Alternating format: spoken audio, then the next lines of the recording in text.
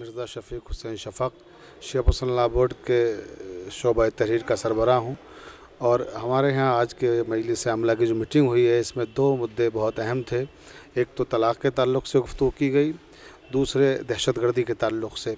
तो तलाक़ का जहाँ तक मामला है, आलम इस्लाम में ये जो मुस्तकिल एक सिलसिला है कि साहब 3 बार तलाक़ कहने से तलाक़ हो जाएगी, 3 बार तलाक़ कहने से तलाक़ हो जाएगी, इसकी वजह से आज तक तमाम मुसलमान ज़िल्लत और रुसवाई उठाते रहे हैं और तमाम मीडिया में ज़लील होते रहे हैं कि साहब ये क्या मज़ाक है, एक औरत के साथ उसके हुकूक़ को पामाल किया जा रहा है।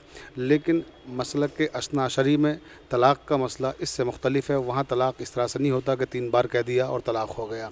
तो अगर देखा जाए इस एतबार से, अगर मसलक के असना अशरी पर अमल किया जाए तो मिल्लत आज भी सुरखरू हो सकती है और उस ज़िल्लत से बच सकती है जो मीडिया में उसे हासिल हो रही है। दूसरी बात ये कि दहशतगर्दी के ताल्लुक़ से जो मुस्तकिल आप देख लें, कहीं भी पूरी दुनिया में जहाँ दहशतगर्दी होती है, अल्हम्दुलिल्लाह मसलक के असना अशरी से ताल्लुक़ रखने वाला कोई इंसान आपको दहशतगर्द नहीं मिलेगा।